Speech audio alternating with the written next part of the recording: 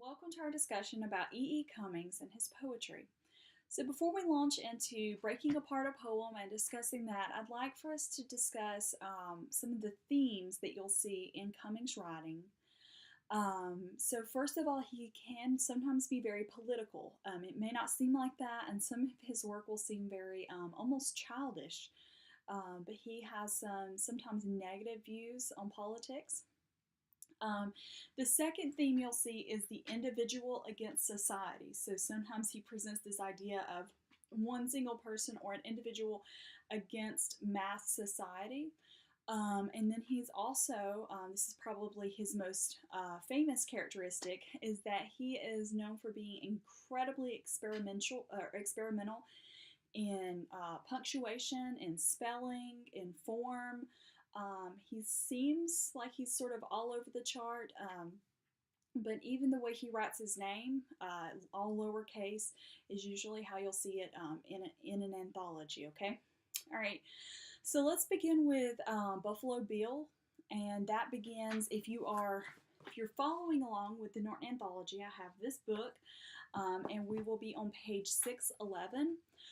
If you don't have this, I just ask that you follow along with a copy of Cummings' poem, Buffalo Bill. Okay? So page 611. So let's just read through this and then kind of talk about what he's actually saying, because initially this can sort of be a poem where you may be a little unsure about what's going on in it, okay? So Buffalo Bill's defunct, who used to ride a water-smooth silver stallion and break 1, 2, 3, 4, 5 pigeons just like that. Jesus, he was a handsome man, and what I want to know is, how do you like your blue-eyed man or boy, Mr. Death? Okay, so overall theme of this poem, I'm just going to give it to you, okay? Buffalo Bill was a Wild West star. He was kind of popular, and he has died. He is defunct, as Cummings is telling us. So ultimately, there's sort of this theme of death, that beautiful people have to die, even movie stars, popular people, royalty, they all die. Okay, so it's just kind of a reminder that this popular person has died, and we all have to die. And there is this overall shape of the poem. If you notice, it's written very unusually, and it kind of sometimes will cause a little confusion for students on how it's written. So it's sort of shaped like a mountain, and this mountain, if you turn it sideways, okay? So take your poem, turn it sideways, and you'll notice that the poem itself sort of looks like a mountain. And that can sort of, some critics say that it walks you through the stages of life, the shape of the poem does. Some critics also say that there's sort of this arrow shape, that maybe it's pointing towards, something important in life. And if you notice, the word Jesus is also at the very top of that, or at the very, if you shift the poem. And it could also be pointing towards heaven. So there are different views on what the shape of the poem means, but the shape was important. It's so well structured that it's not just something that Cummings just haphazardly threw together. If you notice also, he puts 1, 2, 3, 4, 5 all together, and he also does pigeons just like that. So he's put all of these little words together as one big word. So what does that mean?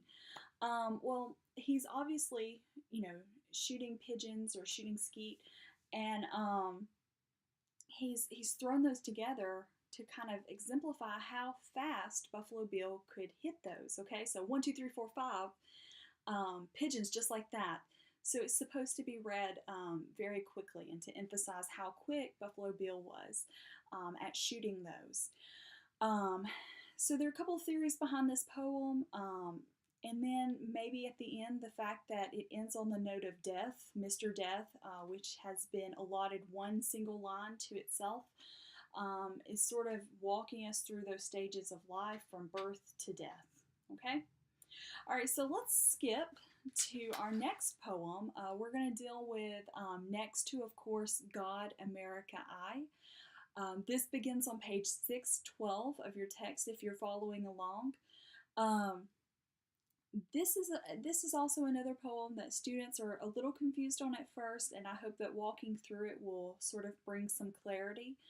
Um, Next to, of course, God, America, I love you, land of the pilgrims, and so forth. Oh, say, can you see by the dawn's early, my country, 'tis of country, centuries come and go, and no more. What of it we should worry? And in every language, even deaf and dumb, thy sons acclaim your glorious name by gory, by jingo, by gee, by gosh, by gum. Why talk of beauty? What could be more beautiful than these heroic, happy dead? Who rushed like lions to the roaring slaughter. They did not stop to think, they died instead.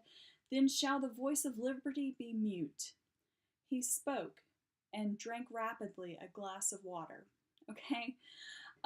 So on first glance through this poem, or the first read through, it seems like a bunch of phrases that are sort of just thrown together and there's absolutely no rhyme or rhythm to it whatsoever.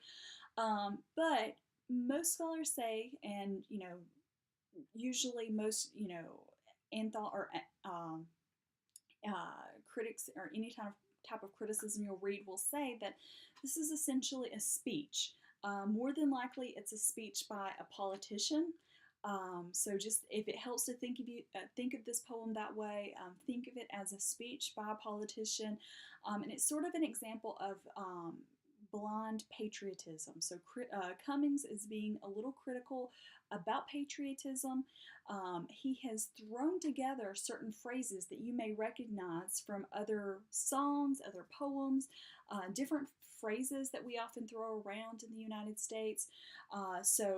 Next to, of course, God, America, I could also be indicative of like the order that America sometimes places importance or priority. So God, America, the individual.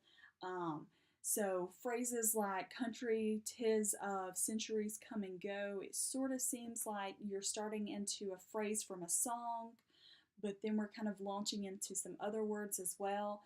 But it's almost like you're listening to a speech. And there's also this reference to Alfred Lord Tennyson's Light Brigade poem, The Charge of the Light Brigade. So about line 10, 11, it's talking about the heroic happy dead. So those who rushed like lions to the roaring slaughter, they did not stop to think, they died instead. Then shall the voice of liberty be mute. So he's talking about also those who have sacrificed everything for our country, but also talking about the importance of knowing why you're doing that. So what is it that your country believes, and why is it important that you're laying down your life for them? So he's sort of addressing blind patriotism.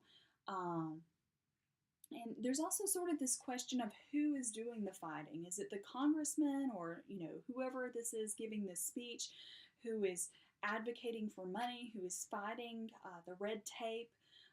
Or is it the person on the ground who's actually doing the physical fighting? So who's actually leading this charge? Who's starting this war? So he spoke at the end of this and drank rapidly a glass of water. So obviously indicating that this person has finished a speech and they are drinking rapidly their glass of water. Okay? All right, so let's skip to page 614 of your text. If you don't have the text, we're looking at Anyone Lived in a Pretty How Town, which is perhaps one of his most popular poems. And this one is also one that sort of feels very childish. It almost feels like you're reading a children's poem. But really, with the theme in this, it's far from a children's poem. So this poem begins with Anyone lived in a pretty how town, with up so floating many bells down, spring, summer, autumn, winter, he sang, he didn't, he danced his did. Women and men, both little and small, cared for anyone, not at all. They sowed their isn't, they reaped their same, sun, moon, stars, rain. Okay, so let's just pause. So anyone is our protagonist in this poem. It's the main character that we have here. And anyone is living in a pretty how town. And so we're seeing the seasons pass: spring, summer, winter, fall. So anyone is just any person, your average man, modern man living in suburban America. Okay, so this is our, just typical man living in suburban America. The seasons are passing. He has neighbors, and no one really cared for him. So he's just living in a suburban world. He's doing his thing. They're doing their thing, and no one's really interacting. There's no real care for anyone here. He has children guessed, but only a few, and down they forgot as they grew, autumn, winter, summer, or spring, summer, and no one loved him more by more. So no one is his wife, so no one loved him more and more. When by now and tree by leaf, she laughed his joy, she cried his grief. So they laughed together, they cried together. This is just an example of your average American man and his wife going through the seasons of life, raising children, and just laughing together and crying together, okay? So skipping down to about line 25. One day, anyone died, I guess, and no one stooped to kiss his face. Busy folk buried them side by side, little by little, and was by was. Okay, so one day he died. Anyone died. His wife, no one was there to kiss his face. All the busy people in the town, either their children or those around, buried them side by side, little by little, was by was. So time passes after their death. About line 30, all by all, and deep by deep, and more by more, they dreamed their sleep. No one and anyone, earth by April, wish by spirit, and if by yes. Women and men, both dong and ding, summer, autumn, winter, spring, reaped their sowing, and winter came, sun, moon, stars, rain. So, ultimate theme in this, though it seems like a children's poem, is actually death. So, at the end of the day, you live your life. This is suburban America. You're married, you have children, and you die. So, it seems like sort of a depressing poem, but death is often a theme, as we've seen already, in Cummings' writing. So I hope you have enjoyed this little walk through Cummings poetry, and I hope that you enjoy some more poetry by Cummings. All right?